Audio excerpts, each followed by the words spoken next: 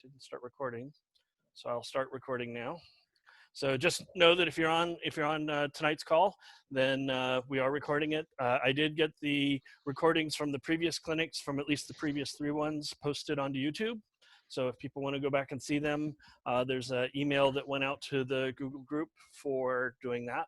So I didn't do a lot of editing or anything. They're just pretty raw and uncut sorts of things. So before I get started for tonight, I don't expect tonight to be as long as the previous sessions unless people have a lot of questions. But let me just open the floor up to questions and see if anybody has anything specific they wanted to chat about.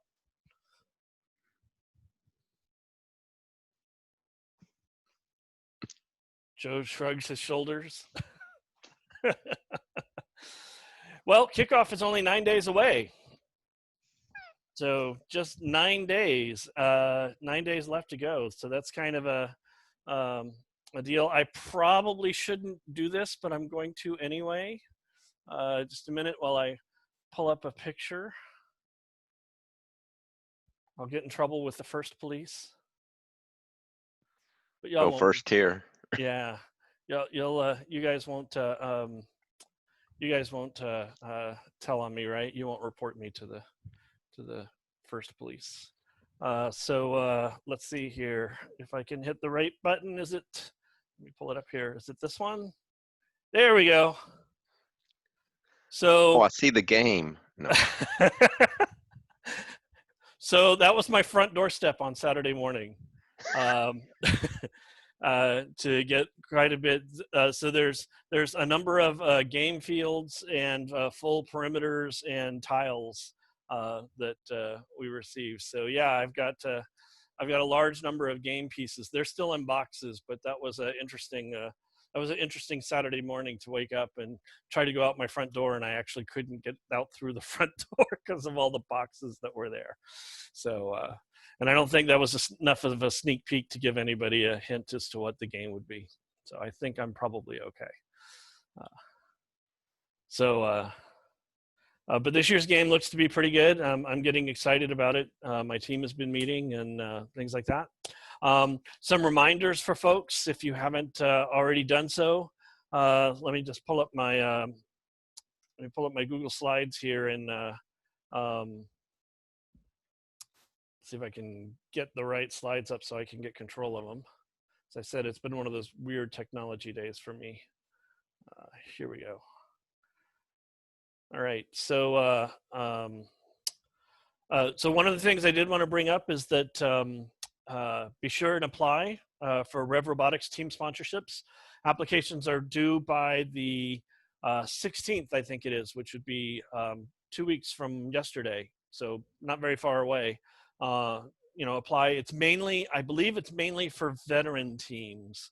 I'm sure they'll take applications from rookies, but they ask questions in the application about what were you proud of doing last season? What are you planning to do for the upcoming season, and so forth. Definitely be sure to apply for those. I see Emily popped her video up. So Emily, do you have anything to add on the Rev scholarships? I think you're muted.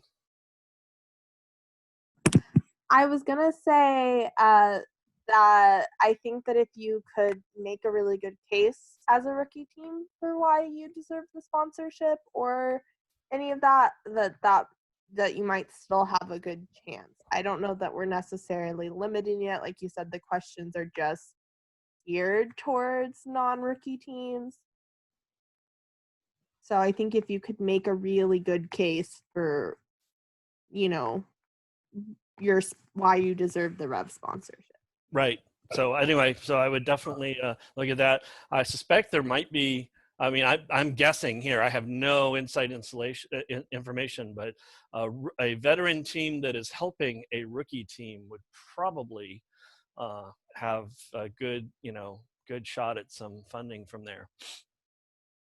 Then the other grants to definitely be aware of are the First in Texas grants. Those opened on Monday, and to do the grant application. And actually, I might actually just, unless somebody else has a different question, I might just walk through the grant application for my team real quick, and people can see just how easy it is. Because I haven't done my application yet for 7172. So let me see if I can pull that up here. Let's go back to a Chrome window. There we go. Cool. Let me pull my Zoom meeting window out of the way so I can see what I'm doing. All right. So to do that, and I might stop here in the middle if it looks like it's asking information that I can't really share with anybody. But the first thing to do is to go to firstinTexas.org, and it just blanked out on me. As I said, it's been one of those kind of technology days. So I'm just gonna do this then. Fortunately, I have multiple ways to skin this cat. Not that I would want to skin a cat. So you go to firstinTexas.org, and then you can go to their grants page, and you'll see there that the grant application's open for the 2021 season. And so if you're a the First Tech Challenge team, then the grants that you're typically applying for are either the Dell grants or for the Texas Workforce Commission grants. You don't have to specify which ones you want to apply for. So I'm going to go click to apply here. And what that does is take you to Submittable. If you're not familiar with Submittable, it's a place for people doing grants and various things where you need to submit applications. And just a minute, let me go back to there. So here's the application, and I'm going to do a new application. You can see where some of the previous ones were. So let's just go to a 2020, 2021 grant application. And any first team in Texas can apply. The person submitting should be an adult. Some would say that disqualifies me, but I'll get past that anyway. I'll be able to sneak by. Need to create a free submittable account. I already have one. One application per team. There's a lot of different pieces of information that you can read through here. If you do not have if you have not officially registered with First yet, you can go ahead and submit a grant, even if a grant request through here, even if you've already, if you don't have an official team number. But once you get your official team number, you should probably update it with your official team number if you can, or if not, then First in Texas will come back and ask you. The one thing that every team has to have is a W-9. W-9, for those who aren't familiar with it, it's an IRS tax form for whatever organization or person would be receiving the funding for any grants that you get. And so whatever entity is there, it's a really simple one-page information-only form that the IRS requires. And that's just so that First in Texas can track exactly who the money was sent to. And then if you're a team of only high school students, then you'll want to get a TWC roster together. You don't have to have this at the time you submit the grant, but you will have to have it before you receive the grant if you get one. And the TWC roster, it's just a roster listing all of your students and allowing your school or schools, if you have multiple schools on a team, certifying that the team members are high school students. So the Texas Workforce Commission grants are only available to teams with high school students only. It can't go to teams with middle school students. Rookie or veteran status, if everybody on your team is a rookie, you're a rookie. And if you have veterans on your team, then even if it's mostly rookies, you're still counted as a veteran team for that. And they go through and they talk about the different award dates and the grant calendar to get it. The first set of round one calendar dates are going to be in October when they'll announce the recipients. They typically do it in 3 rounds. So I'm just going to skip through to the requirements here and go through all the questions. So I have an account, and I'm going to log in. I hope I remember my account.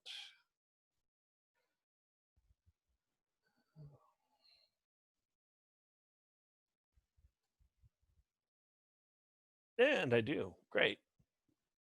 Okay, and so I just signed into Submittable. If you need to create a new account, you could just see the quick things to do there. But I'm going to pull up the application instructions, and you'll see it's really, really quick. So First Tech Challenge, this is going to be a First Tech Challenge. Team ID is FTC plus your team number. So you put FTC and your team number together, and that becomes your team ID. Your team name, whatever you decide to call your team. My teammate, the name of my team is why my computer's not working today. It's all their fault. The year in which your team began. So we began in the 2013-2014 season. We have not paid our registration fee yet. I expect that to change this week. I'm going to go and pay my registration fees. And I would encourage everybody else to do so as well, so we can start planning our season out. Team location, if you're in North Texas, then you would select North. If you're somewhere else in Texas, then you would select one of the other regions. If you're not in Texas, then you probably should not be using this form. School or organization, this is obviously where you would put in your school. We don't have an official organization, so I just use our team name as the organization. School district, we don't have a school district either. So what do I usually put there? Usually I just put multiple. Let's see if it'll let me do that. Nope. Most of our students are in Plano ISD, so I'm going to put Plano ISD there. Oh, wait. If your school district is not listed, choose not on list. I will choose not associated. There we go. That's what I wanted. Because my team is not a I didn't do it right. There we go. It's not associated with one. Team city. So you put in the city that your team is based out of. The county, they need this for reporting and for being able to figure out grant eligibility. We're in Collin County in Texas. Team state, we're in Texas. That should probably be true for everybody. I'm in the 75025 zip code, which means with that information, you probably now have enough information to come raid my house for a game set, since I told you I have one. I don't have my W-9 handy, and I'll post it yet. One nice thing about Submittable is you don't have to have all of your details when you start the form just by the time you do submitting. I'm not going to put my EIN here. If you're an individual, then you would put 0 here. If you have an organization, then EIN stands for employer ID number. That's like a social security number, but for organizations and businesses. I have one, but I don't remember what it is right now. Next would be contact information. So main contact would be me. Here's my email address, the phone number. I'm going to leave that blank because I don't want to get everybody calling me. Alternate contact name. This is my assistant coach for this year. And I'm going to leave her email blank for now so that doesn't get spread around to everybody. If your team has a website, then put in the team's website. If you have a Facebook page, put in your team's Facebook page. If you have an Instagram handle, put that in. And if you have a Twitter account, we don't have an Instagram account, at least not as far as I know. Then put in that handle. Oh wait, it just wants the handle, doesn't want the URL. Okay, where's FTC 7172? Some team demographics. Are any of your team members in kindergarten through 8th grade? Nope, all of them are high school. That's a really key question for being eligible for the TWC grant. How many team members do you have? I currently have 8. It's going to ask you about how many team members you have and things like that. And I mean, the grant people reviewing, they understand that you may not know all of the details yet. So you can just put in your best guess for now. If it changes, then go update your application. But you can put in your best guess. How many members are new to this team? We're going to have 3 new members. How many team members are from household where somebody qualifies for free or reduced lunch? And I don't know how many it is, but I'm going to guess on my team it's 3. How many team members attend a Title I school? None of them this year. How many team members are in the foster care system? 0. How many have a disability? 0. How many team members are homeschooled? I think I have 0 this year. How many team members are enrolled in a school that serves a military base? None of them. How many of them identify as female? I have 5. How many identify as male? I have 3. How many team members identify as a gender not listed here? That's a new one. But you can see it's asking for some demographic questions. How many are Latino, Hispanic, or Spanish? I have two of them. Middle Eastern or North African. I don't think I have any. Asian or Pacific Islander. I believe I have 5, and I have 1 that's white or Caucasian. How many of my team members are biracial or multiracial? I have no idea. I'll have to ask that. How many of my team members are race or ethnicity not listed, and so forth. And that's it. Right? And it then it's going to ask for your mentors. So go through and answer the mentors. I'm going to scroll through these rather than answer all of them. It's checking to see what companies your mentors might be employed at, because there's matching opportunities that are available for many of these companies that are there. And you get to the end, and you hit submit, and you would be done. I'm just going to save mine as a draft because I'm not ready to submit. But that's essentially all there is to setting up the form. It's just some basic demographic information. At this point, you don't have to know who your team members are. You don't have to have names. You don't have to have permission forms to be able to put that together. So that's a pretty nice bit about that.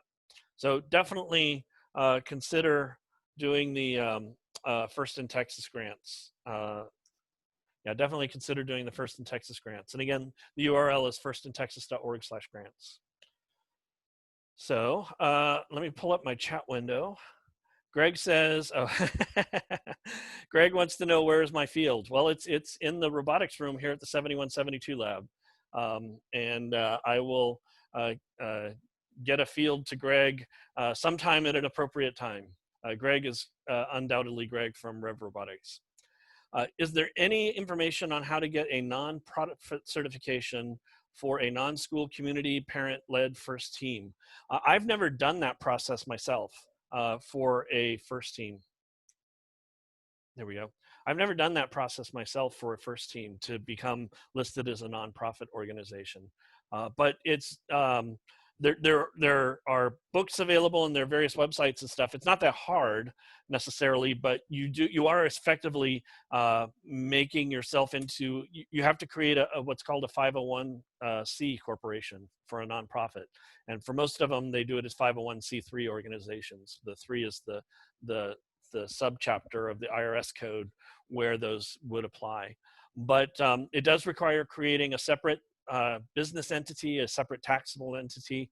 By being declared as a nonprofit, then that's pretty easy. Typically, you have to list a board of directors, you have to have regular meeting minutes, you have to have those kind of things. The tax forms are not very onerous at all for doing the annual taxes and stuff, but you do need to be able to keep track of the money that's coming in into place. And so maybe in a future chat, that would be a great little topic for especially for our non-school-based teams, just for community-based teams, to say, what does it take to set up a nonprofit organization? I may see if I can get some people who have been through that process. My wife has set up a nonprofit organization herself, not related to robotics. So she does have that.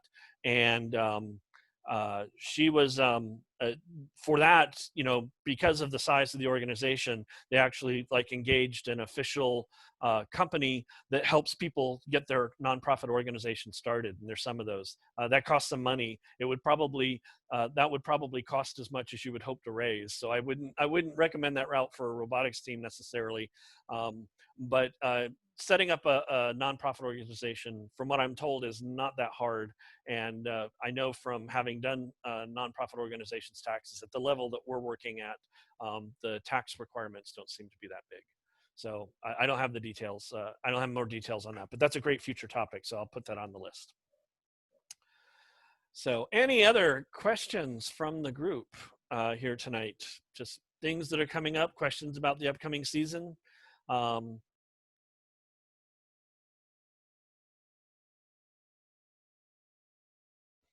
I'm fine to just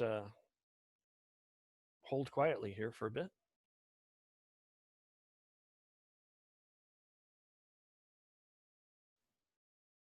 Joe, have you heard any interesting news first related? No, I just haven't heard much lately. Yeah, it's been pretty quiet.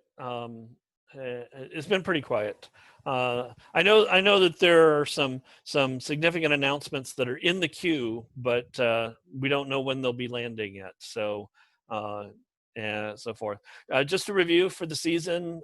Nothing has changed very much from what we've said prior to now. We're still looking that we would have only remote events anytime between November and January, and in-person events maybe if it's possible in the January-February timeframe for next year. The number and places of events are still yet to be determined, and we'll have to do that later in the fall. We won't be able to I can't make those commitments today. That's what it comes down to, even in terms of those sorts of things. So when are the competitions? I presume it's when. That's I suspect it means when. There'll be, if we're able to do in-person events, they will be Saturdays in January and February. So probably not the first weekend of January, but other weekends in January, and then leading into February. If you're familiar with last season, you know that we had everything pretty well wrapped up by mid-February with the regional championship. This year, we're moving the regional championship back to mid-March to give ourselves an extra month of time for events to take place. So we already know the First in Texas board has decided no in-person events until after the first of the year, and they'll revisit that in October to see if, how conditions may have changed. So we're trying to put most of our events into next calendar year. That gives you more time for being able to build your robot, which is the plus side of that. The downside of that is it gives all the other teams more time for building their robots too. So it's not like it just goes to one team, but that'll be interesting. We will do scrimmages in the fall. We will have scrimmages in late October and November and December. I did hear from one local institution, a school, that says they want to do a in-person scrimmage possibly in November or December if their district will allow it.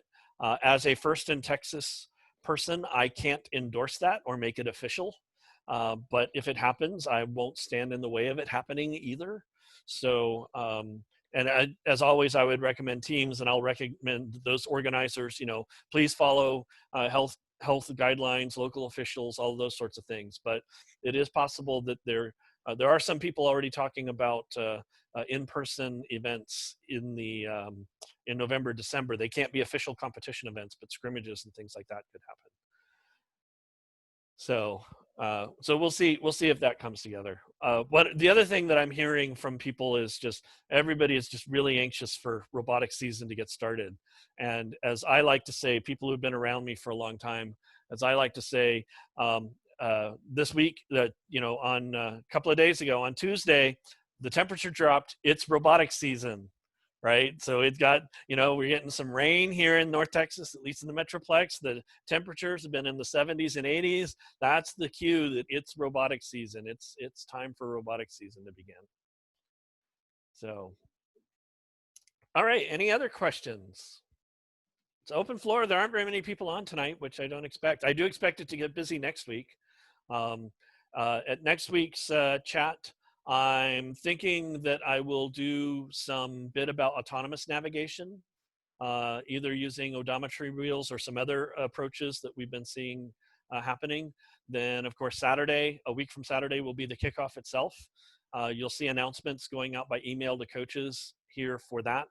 The current plan is still the one that I've talked about in previous sessions, and that is that the official kickoff video will come from first at 11 o'clock local time on Saturday the 12th, a week from Saturday, and we will give teams a couple of hours to look at that and digest it, and then we'll have a live webinar here on Zoom where people can submit questions, and we'll walk through an actual field setup with a camera for people to get an idea of what the game elements look like up close, and to be able to ask the moderators, hey, can you show us this part of the field up close? Or can you show us what this game element looks like? Or get a ruler, right? Show me how big this actually is. What does this piece feel like? And so forth. So that'll be really useful for people who are waiting for their game elements or just want to get that extra head start to see what's going on. We had a question about if the Rev Scholarship app is on their website. Yes, if you just go to the Rev Robotics webpage, it's right there up front. If not, then you can go to revrobotics.com/sponsorships and it'll get there as well. And Emily has posted the link in the chat.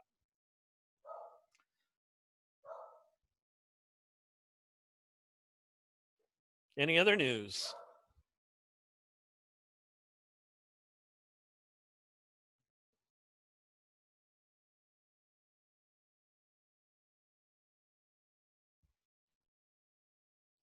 Okay, well, is there any new Rev product for this season?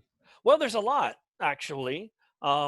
Depending on when you count the season as beginning or ending. I'll go back and share my screen if I can get my screen up here. There's quite a few new products from Rev this season. So let me go back to share screen and hit share. And so now I've pulled up the Rev Robotics site. So new products, there's a new products link, and you can go to new FTC products. And I'll just walk through some of the new products that are available. So one of them, of course, is the channel that they have come up with. So let me scroll down here to see if we can see all the different channel. So, well, actually, I can go to I'll go to the individual site. So if we go to the competition FTC, the structure, and they have a whole new line of structural components with their U channel, that would be this one that's over on the right, and the C channel, which is this one that's over on the left. And the channels are really strong, and they give you holes. So it kind of combines the Rev's slot extrusion system with the whole pattern-based system that are on other build systems. And I've been using the channel for a couple of my builds, and I really like it. So if you're looking for something structural, the C channels seem to be really good. In fact, if you hang on a second, I can go grab a piece of channel and kind of show what it looks like. So hold on just a second.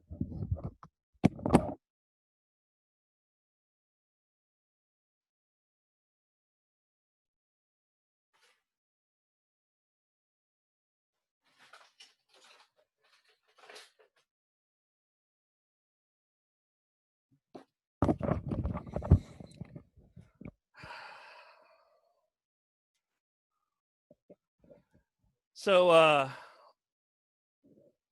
you can see my desk has got a lot of stuff on it. So here's a piece of the C channel that I had used for building my Mechanim Drive robot, my little Mechanim Drive demo. And what I like about the channel is it doesn't take very much space in terms of its space, but it's really, really strong. Like if I try and move these or bend them or torque this in any way, with just 4 pieces, I've made a pretty good frame here with just the channel, some Rev extrusion, and another piece of channel. And Rev has them in all sorts of different lengths, going from 88 millimeters at the low end, all the way up to 440 millimeters at the upper end, or maybe even meter long pieces. So you can get them in all sorts of different lengths. You can cut them with a hacksaw pretty easily. It's just aluminum. So I really like the channel approach that is there for the products. And then the other new products that I think are new to this season coming up that are worth mentioning and worth looking into. One of them is the starter kit update bundle. So every year or 2 years, but I think it's been every year, Rev changes the components that go into the starter kit. So if you're rookie season, or every year you can go through the first website and you can buy an FTC starter kit, and it's an amazing value for parts that you get. But if you had last year's starter kit and you go into this year, then you may look at the new starter kits, the version 3s, and say, oh, wow, I really wish I had some of these cool pieces. Like, for example, the chain braking tool, or the ultraplanetary hex motors, or some of the channel, or things like that. And so Rev has put together this nice little bundle of pieces that would help to bring your version 2 starter kit to be a version 3 starter kit with some of those extra pieces. And Emily looks like she has something she might want to say to add about it, so I'll give her a spot. Thanks, Patrick. I was just gonna add to keep an eye out here in the next couple weeks. I can't talk about what we have coming down the Rev pipeline, but we have a lot of stuff coming down the Rev pipeline, like including other kits and bundles that we're planning to release. So I'm going to ask the tough question. I'm going to put you on the spot, right? And that is, how long will it be between announcement and delivery? Like announcement that the product's coming out and then delivery of the product. Well, yes, because in past years, what would happen is, like in August or July, we hear about these new product announcements and then they're not available till November. I can say with fair confidence that most of them will be out within the next month. Okay, that would be cool. That's one thing that I mean, every company does it, right? It's not Rev, it's not just Rev. So, but lots of times, and I understand the motivation. The company wants to get the announcement out there so people know it's coming, so they don't blow their budget on stuff and then wish they'd gotten the later product. So I totally get that.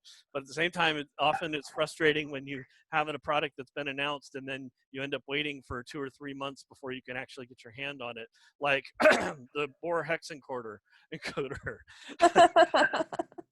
right? Or some of the other ones. So I mean, I don't get privy to a lot of this stuff unless it hits the point that it needs to be documented. Right. And speaking of which, I'm just going to go real quick. If you haven't been there, go to the Rev Robotics doc page, or tell your students to go there. The doc.revrobotics.com? Yes. No. Docs.rev? Docs. Docs plural?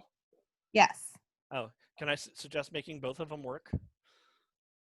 I don't know that GitBook has that functionality. Oh, that's in your domain name system. Anyway, I'll contact support. I'll suggest it through support. That still comes back to me. Yeah, but then you'll have an official tracking number for it. Emily has been working very heavily over the summer on their build guides and their online documentation and all their different documentation. So I just have to give a shout out for that, because there's some really useful stuff in there. And if your team is wanting to do encoders, I highly, highly recommend the encoder guide.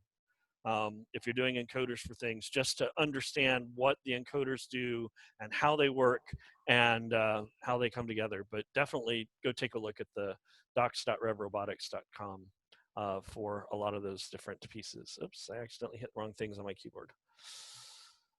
All right, so other new products that are in the Rev lineup would include, and I'm always bouncing on the new FTC product page for Rev just because I like looking at it. They have a number of cables and things that are coming up. I had a question that I saw show up in the chat that Emily already answered about what's the difference in the color sensors between the color sensor V2 and the color sensor V3. And I think the backstory is that the board changed underneath, and I think it changed because of a supply issue. I don't think it was a design change as much. It was that our manufacturer stopped making that particular board. Stopped making the board that was in the V2. So Rev came out with the V3. There are some differences. For one, you program them differently because the sensors, are different. The color sensors, both of them, can be used as a distance sensor, and the range is different between the V2 and the V3. So the V2 I don't think is available anymore, which is could be a little bit disappointing. But my team this last year made really good use of the color sensor, not as a color sensor, but as a distance sensor. And so what happened is that they had a color sensor at the back of their robot, and when the robot would intake one of the Skystone blocks into the robot, the color sensor would then tell the robot when the block was in the robot. And that way it knew when to grab the block. And that part was completely automated, which really sped things up for the team, because when the robot would grab a block in its intake, it would bring it into the interior of the robot, and the color sensor would detect that the block was there, and it would automatically have the robot grab the block at the right moment. So that was a really useful feature to have on the color sensors. So the newer color sensors have a much smaller range of proximity range. So they have a 1 centimeter to 10 centimeter range, and that fits very well with what our experience was. The previous ones had a longer range for distance sensors. And so if you needed a proximity sensor of some sort, the color sensors are pretty good, and the color sensor V3 for our purposes this last year proved to be really, really stable. So I would recommend that. Let's see. Is there any improvement to the aluminum servo horn to reduce wear? The aluminum servo horn. I'm gonna go back and ask. Are you talking about the round one or the new one? So I'm gonna guess you're talking about the round one. Let's go to the double servo arm as an example. Actually, let's go FTC motion, and just for our rookies that are on the call, although most everybody here looks to be veteranish. So these are the aluminum servo horns. And I'm guessing that the wear they're concerned about is with the teeth that are there on where it attaches to the servo spline. My team hasn't had any trouble with slippage on it for theirs, but they haven't really torqued the servos all that much. So that's one possibility, is just really make sure it's seated well, and make sure it's there if that's the wear that you're worried about. Or if the wear is on the spline itself for the servo, make sure that you've got a good high quality servo with a good metal spline on it. If you're doing the aluminum servo horn with the Rev servos, then make sure that they're attached really well, is what would be my recommendation. And if you're getting a lot of wear, let somebody know. Let somebody at Rev know, or let me know, because I'd be curious to know more about that. But in terms of new products, this is not entirely new for this season, although it came out in the middle of this last season. The aluminum double servo arm is really awesome. My team used that on several of their servos this last year. It's a really nice addition to the Rev line for being able to attach things to servos to make arms and things like that. So I was very pleased with this product, and we ended up buying quite a lot of those. So I would also point to that as another new product. Any other new products, Emily, or anybody else from Rev that you can think of that deserve a mention that can be talked about? Of course, I will point out that one of the important ones is this year, the control hub is legal everywhere. If you're in North Texas, please use a control hub. If you're anywhere in the world in FTC, please use a control hub. But really, if you're in North Texas, use the control hub. Rev sells them online there. I will tell you, there's an FTC discount code. So make sure to get the FTC discount code if you're buying it from Rev directly. You can also get the control hub through the storefront, through the first storefront. Teams, both rookies and veterans, can get one per year through the first storefront. So that's a really good way to do that. I had not noticed the control hub kit before. So that looks like it's a control hub. It is new. It's new. So that looks like it's a kit with a power switch and some power cables and some sensor cables, some sensors, and some USB cables. So It should be the same as the first storefront electronics and communication kit. right. So that looks like so that's new also. All right, 2 new messages. The long one. So the question that was about the long one, the double servo horn. So let me go back to that page if I can get there quickly. The double servo arm. So it looks like Justine Thomas's question was about this particular one. To reduce wear, again, my team didn't experience any wear, but we weren't heavily loading the servo arm. Now, that being said, the mechanism that we would use on our last year's robot, which that would be an interesting topic as well, is for me to review how the team's last year robot worked, because it was really quite good, I think. But again, we didn't have any wear, and we had a bit of load on the servos that were using this arm because they were having to push the blocks around and the like. The things I would say to do is when you have the double servo arm, I can't get a good photo of it from here, and I don't think I have I don't have it loaded in Fusion 360 real quick. But when you put it on the servo spline, make sure to use that screw and screw it down, and make sure it's in there pretty good. And hopefully that would reduce the wear. If you're still having wear issues, send it to somebody. Let somebody look at it, and maybe we can see where its failure points were in whatever your application was, and make some much better suggestions about how to put it together. So cool.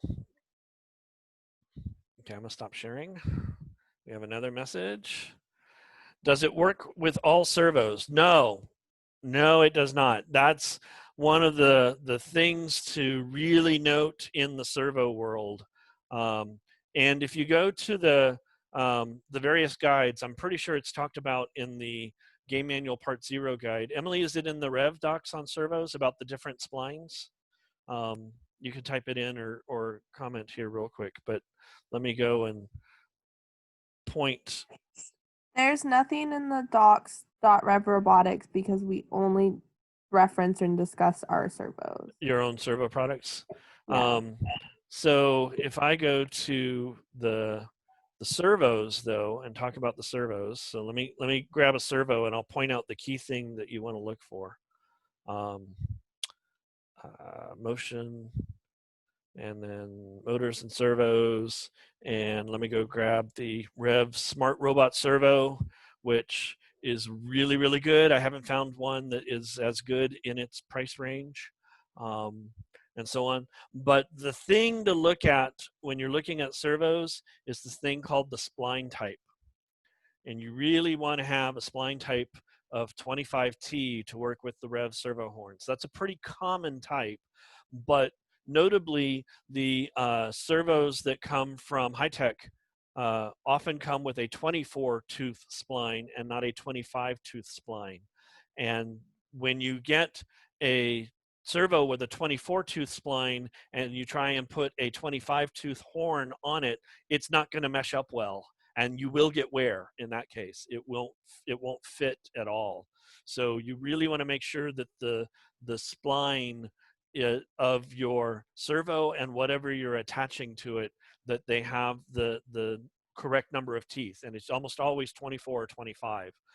So that's something that my team has always been very careful to note when they're pricing out or when they're looking at parts, is if they're going with whatever servo they get, to make sure to get whatever they're attaching to that servo has the same number of teeth. And again, it's usually 24 or 25. So that's the important one to keep track of. All right, any other questions? Comments? Anything? Are people excited for the game? Are we ready to get started? My team is chomping at the bit. We had a meeting on Sunday. We met Tuesday. We're meeting again this weekend, and we're meeting next Tuesday. So in preparation for the kickoff, they're trying to get all their skills in, and they're the ones calling the meetings, which is always the way I like it. They're saying, can we please meet? This last week we met and discussed linear slides, and how to possibly put together linear slides for the upcoming game, because that was something that they were very interested in. This next weekend, they want to do a review of intakes, and so talk about the different intake types and how to design different intakes. They're familiar with the intake that the team used last year with the wheels, and so they don't feel like they need a review of that. But the two common types of intakes are wheeled intakes and sweeper intakes.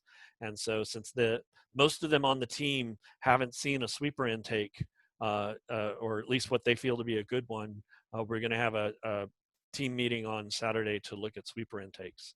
So I know my team is already chomping at the bit. They've also decided that they're planning to not meet in September, so not in person. So all of their meetings are online. They're just like, we're just going to plan to meet online. Although one thing that they did talk about doing is that if we do try to do meetings in September and October and there's still local restrictions in effect, that instead of meeting inside the house, of meeting in the backyard, to be able to get some more outside distance and things like that. So they're exploring lots of ways where they can safely gather to work on robot and work on things without having to be in close proximity or an indoor environment or things like that. And of course, we're having to coordinate that with parents and things like that. There was a question about can you do local pickup at Rev? No, they're still only shipping. They're under the same storefront restrictions that most of the other places are. And so if you want to get parts from Rev and you're in North Texas, whoops, hello.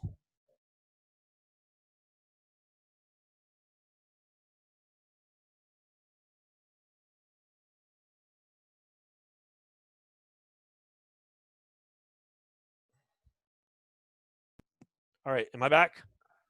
Yes. I lost network connection there for a second. You never really left. Oh, I never really left? Oh, then I lost the one coming back. I wasn't getting, like, everything on my screen froze. It's You been one just of look those. confused for a while. Yeah, yeah. I need to like get a little blinking sign behind me that whenever I'm having trouble, just like blinks technical difficulty or something like that, and go from there. Don't you have one of those on your cart? I have a number of them actually. I'll add some of them back there for a future thing, for future meeting, just to have them. But yes, we have the big lighted one that goes on the cart. We still have the one from our original season that we created that was kind of our it was our hanging shingle design that would go out.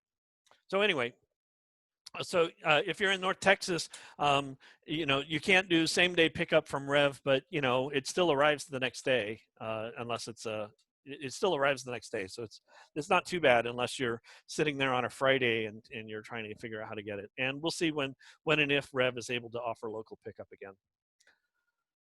So, all right. We'll just hold it open here for another questions. Emily suggests that local pickup probably won't be back until 2021. And teams in other regions will say, well, yeah, it's about time. It should be fair for everybody. Although I do know of a team in Oklahoma that needed a part, and so their coach drove to Kansas to pick up parts from Servo City Acrobotics so that they could get it, because he didn't want to wait for the extra day. He needed a same day part. So he arranged to drive from somewhere in Oklahoma to Pittsburgh, Kansas to go pick up the parts that he needed. So I do know that this kind of thing occurs.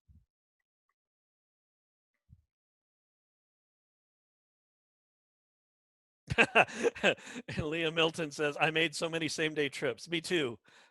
I would plan my day around when I was going to swing by Rev to pick up my orders. We have a lot of regulars. Yeah, there's a lot of regulars. And I know that the Rev staff has said in the past that they know their storefront is working because they'll put a new product up and I'll be like the first or second order for the product. So it comes in. Like, I know I was the second order for the expansion hub or the control hub when it was available. Like, for the expansion hub, I believe. Yeah, I was the second order for that. And just said, and arranged to pick it up the same day. back when Rev was at their other storefront. I've taken trips with you to Rev. Yes, exactly. Yes. So definitely, it's a feature that those of us in the North Texas region have been able to take advantage of. It's nice having a supplier in your backyard.